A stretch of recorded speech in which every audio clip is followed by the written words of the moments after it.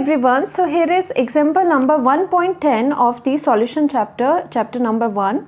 According to this question, 1 gram of a non-electrolyte solute dissolve in 50 gram of benzene. Here यहाँ पे आपको note करना है, here your solvent is not water, solvent is your benzene and और आपका जो solute है वो एक non आपका electrolyte है and यहाँ पर अगर इसे हम बेंजीन में डाल रहे हैं 50 ग्राम में, then the freezing point of the benzene lower the freezing point of the benzene by this, that means आपका freezing point का lower down हो रहा है, that means ये colligative property का question है, कौन सा, depression in freezing point का, right? So आपको इतना given है कि वो जो बेंजीन का पहले आपका फ्रीजिंग पॉइंट था वो कितने से लोअर डाउन हुआ, वो इतने से लोअर डाउन हो गया. The freezing point constant of the benzene आपको गिवन है. अगर वाटर होता तो आप लर्न करते या फिर आपको गिवन रहता, पर ये आपका सॉल्वेंट अगर आपका चेंज हो गया तो वो डेफिनेटली आपको KF की वैल्यू देंगे which is given to us. Find the molar mass of the solute. इसमें हमें molar mass of the solute निकालना है. Firstly I will write the given terms. I have mass of given mass of, I will write mass of solute जो हमें given है. Okay जो आपका non volatile भी होगा, नॉन इलेक्ट्रोलाइट भी है, जो कि इजीली टूटता नहीं है सॉल्यूशन में जाने के बाद, आपके आयनाइज नहीं होता है, राइट. सो मास ऑफ आपका जो सॉल्यूट है, और हम इसे लिखेंगे W2 से, क्योंकि सॉल्यूट को आप डिनोट करते हैं W2 से. It is equal to 1 gram. Okay it is equal to 1 gram और आपका ये डिज़ोल्व हो रहा है 50 ग्राम ऑफ बेंजीन में. So I will write mass of benzene which is your solvent. ये आपका क्या है, सॉल्वेंट है. तो मास ऑफ बेंजीन कितना हो जाएगा आपका, 50 ग्राम हो जाएगा. Benzene lower the freezing point of the benzene by this. अब एक्चुअल में क्या हो रहा है, फर्स्टली ये बात कर रहे हैं कि सपोज मान लीजिए यहाँ पर आपने बेंजीन ले रखा है, उसका कोई आपका फ्रीजिंग पॉइंट रहेगा, मान लीजिए उसका TF नॉट फ्रीजिंग पॉइंट है, क्योंकि हम अलोन प्योर बेंजीन ले रहे हैं, प्योर के लिए नॉट हम लगाते हैं. उसका कुछ ऐसा फ्रीजिंग पॉइंट रहेगा. जब आप ये वाला नॉन इलेक्ट्रोलाइट आप सॉल्यूट इसमें डालोगे तो उसके बाद जो आप पूरे सॉल्यूशन का अगर आप फ्रीजिंग पॉइंट देखो तो वो उसका फ्रीजिंग पॉइंट लोअर डाउन हो जाएगा. दैट मीन्स उसका फ्रीजिंग पॉइंट होगा TF और वो लोअर होगा.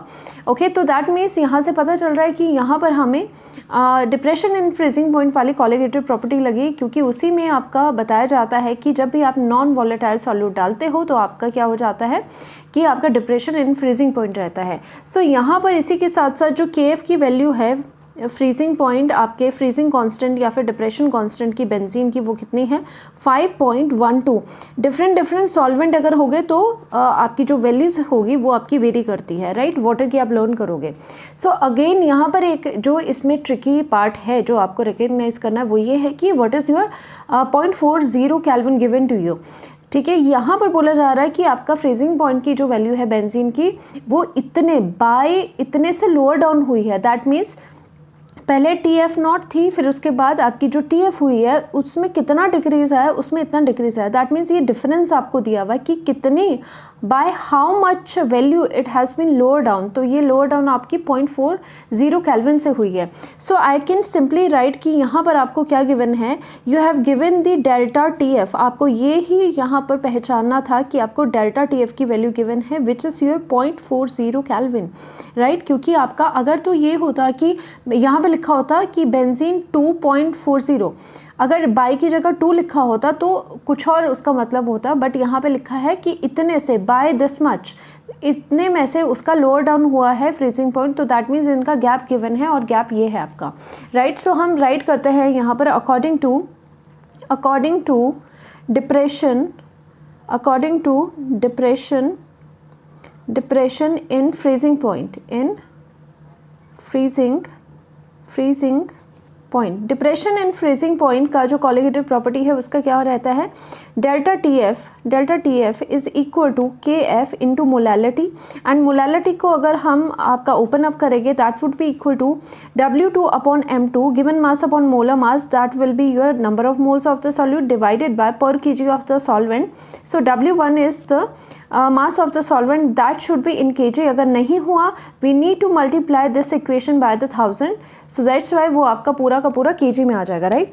सो यहाँ पर जस्ट आपको वैल्यूज पुट करनी है. सो यहाँ पर delta TF is given to you which is your 0.40 is equal to आपका के एफ कितना हो जाएगा, K F is given to you 5.12 into आपका जो गिवन मास है that is your W2 is your 1 gram, so I will write 1 gram over here, और उसके बाद डिवाइडेड बाय यहाँ पर M2 है, तो molar mass we need to calculate M2 है, इनटू यहाँ पर गिवन मास आपका कितना है, W1 जो आपका है वो आपको 50 ग्राम आपको गिवन है, हम यहाँ पर भी लिख लेते हैं W1 is your 50 gram, so 50 gram में है that has to be in kg, so for that हम यहाँ पर इसे डिवाइड करेंगे, दैट मीन्स यहाँ पर इंटू 1000 आपको लिखना पड़ेगा, right. So your M2 is equal to, M2 आपका कितना है, M2 उधर को ले जाओ, 0.4 नीचे को आ जाएगा, तो आपका कितना है 5.12 into 1000 divided by your 50 into